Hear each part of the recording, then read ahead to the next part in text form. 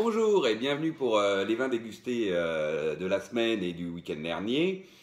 Avec pour commencer une dégustation avec les copains du DOP sur les vins de Gros Hermitage et de Saint-Joseph que vous pouvez retrouver sur le blog.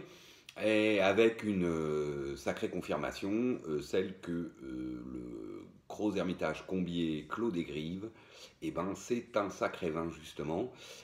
Il a un peu dominé de la tête et des épaules les vins qui ont été bu ce soir-là. Bon, il n'y a pas énormément de concurrence, mais moi c'est une cuvée que j'adore et ça s'est confirmé sur ces millésimes 2007 et 2011. C'est un bien beau vin. Sinon, à part ça, qu'est-ce qu'on a bu ce week-end, le week-end dernier et puis cette semaine? Alors, on aura commencé par ce Mâcon Pierre-Clos Guffins Le Chavine 2014. Donc ça, grand classique de la maison, Guffins que j'aime beaucoup. Qu'est-ce qu'on va dire sur ce 2014, ce Chavine 2014?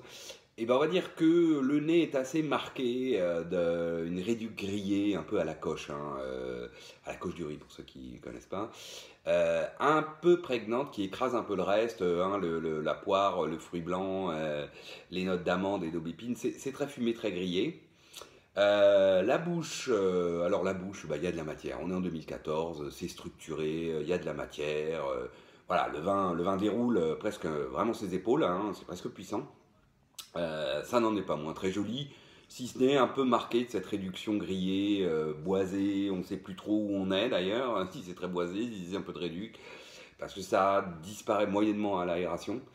Mais ça n'en reste pas moins un très joli vin, moi j'aime beaucoup, voilà, je vais l'attendre tranquillement, surtout que 2014 à mon avis, il y a de la matière, ça peut être attendu de façon, en étant à peu près sûr que ça nous donne quelque chose de joli dans quelques années. Ensuite, qu'est-ce qu'on a bu d'autre? Alors, on a bu un vin grand classique de la maison aussi, un vin de l'ami Thibaut, le Chassagne Montrachet 2011 de Thibaut Moret-Coffinet, voilà. Vin dont j'ai eu la bonne idée de prendre de nombreuses bouteilles, je crois que j'avais pris 12 bouteilles à l'époque, parce qu'il m'avait particulièrement séduit, et j'ai eu assez raison. Parce que cette 7e bouteille a tenu toutes ses promesses, un très joli Chassagne Montrachet village. Le nez est très élégant, on y retrouve la poire, le fruit blanc, c'est mûr. Il y a des notes d'aubépine, de chèvrefeuille, ce côté un peu tarte citron meringué. Là on a un petit côté beurre frais, voilà, un fond certes avec de l'élevage, mais moi je trouve ça très bien intégré, c'est grillé fumé, un joli vin, de belle bouche, droite, il y a de la matière, elle est soyeuse, il y a de la structure, il y a de la fraîcheur, la finale est fraîche, elle est tonique, et puis c'est une jolie persistance donc de fruits blancs, de poire, ensuite des notes d'amande, presque crayeuses, le côté chèvrefeuille, un tarte citron, un petit peu de côté beurre frais, le fond fumé bien intégré. Très joli vin, pris beaucoup de plaisir. Merci Thibaut, moi j'aime beaucoup ce vin. Ensuite, un autre grand classique de la maison, un pommard Pézerolles 2009 de chez Jean-Pierre Charlot, le domaine Voyot. Alors, que dire si ce n'est qu'on a un Pézerolles, tout ce qu'il y a de plus classique, avec un joli nez de cassis et puis surtout de cassis, pardon, et surtout ces belles notes d'épices, qui est un peu la spécificité, je dirais, pour moi de Pézerolles. La réglisse, surtout très réglissée, alors une petite note de poivre en 2009, mais le poivre, la réglisse, voilà, sur un fond légèrement fumé. La bouche est mûre, c'est acidulé gourmand. Il y a de la structure. Par contre, ça tient effectivement, je dirais, le vin correctement, mais on sent quand même dans la finale que c'est un peu souple. C'est 2009. Pour le coup, j'ai coutume de dire que 2009 a fait de grands vins sur grand terroir. Pézerolles est un grand terroir, mais c'est pas un terroir de structure. Enfin, moi, c'est comme ça que je le ressens en tout cas. C'est plutôt un pommard fin et délicat, Pézerolles, très épicé, très joli aromatiquement, mais on va dire que c'est pas un terroir avec beaucoup d'épaules. Donc là, sur ce 2009, qui effectivement n'a pas beaucoup d'acidité, puisque je vous rappelle, 2009 millésime très mûr, eh ben, on a un côté un peu souple. Même si ça tient, la structure tient, il y en a quand même, ça tient à la finale. Et donc ça reste un très très joli vin, très gourmand, très agréable. Mais c'est vrai que pour le coup, là, Pézerolles, c'est un terroir qui sur 2009, voilà, à mon avis, ne donne pas la plénitude de ce qu'on peut trouver, mais beaucoup de plaisir quand même. Ensuite, alors un vin ouvert avec le fiston qui venait déjeuner, Alors j'ai ouvert ça, évidemment on ouvre un peu quand même des bouteilles sympathiques, donc ce château Pavie-Maquin 2006. Alors, qu'est-ce que ça donne ce vin? Eh bien je vais vous dire, c'est un très beau vin. Par contre c'est un vin effectivement plutôt on va dire de plaisir intellectuel, en tout cas qui vient titiller autant l'intellect que le plaisir. Un joli nez de prune, de prunelle, des notes d'épices assez présentes. Un fond, paradoxalement, très amande, amande, noisette, très frais. Pas une once de boisé empyromatique, pas du tout. Et donc, un vin très surprenant, très agréable. Ensuite, en bouche, c'est droit. La matière, hein, c'est concentré, c'est même charpenté, c'est presque puissant. Les tanins sont soyeux, ça, il n'y a aucun problème. C'est profond, ça amène plutôt à la méditation.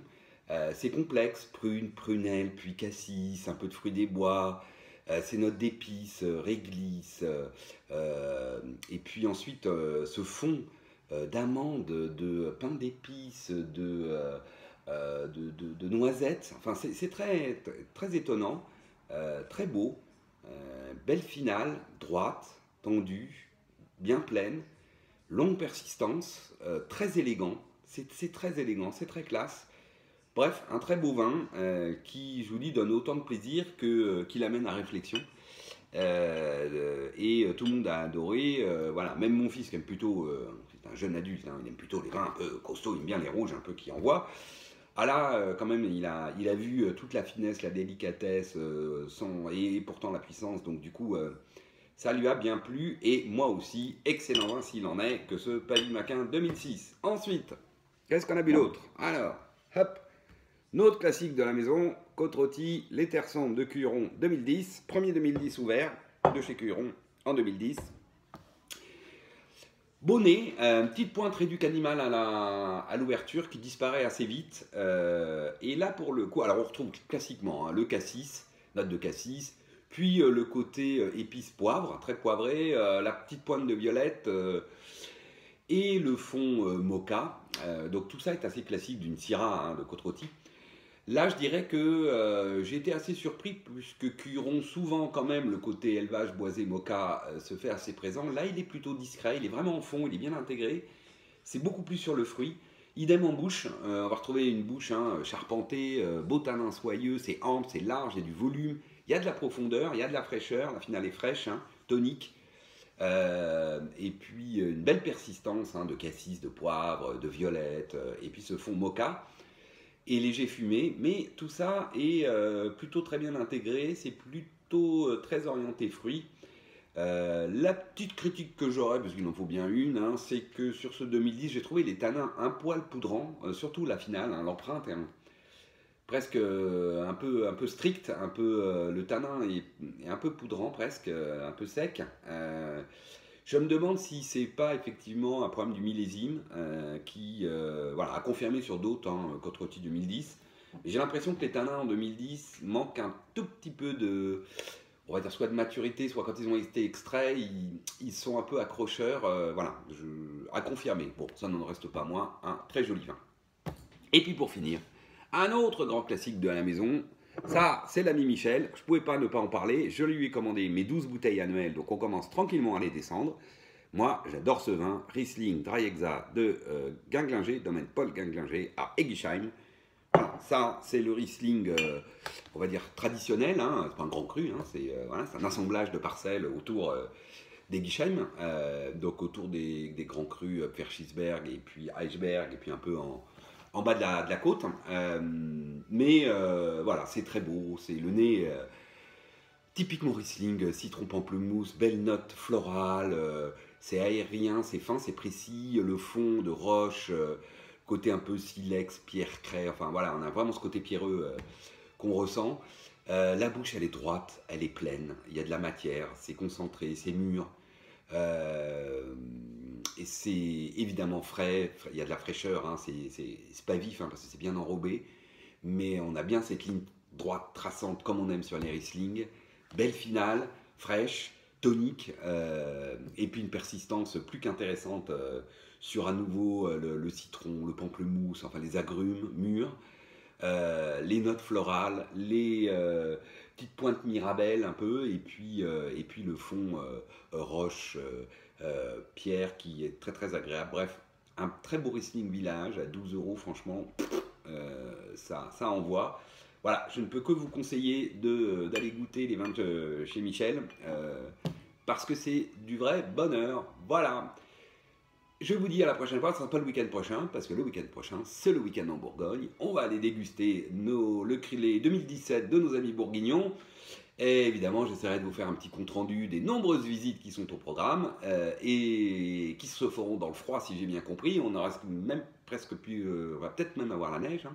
Ça va nous rappeler des souvenirs. On a fait des week-ends en Bourgogne sous la neige et c'est aussi très joli. Et j'espère qu'on va passer du bon temps tous ensemble avec les copains en Bourgogne. Voilà, allez, je vous dis à bientôt. Salut!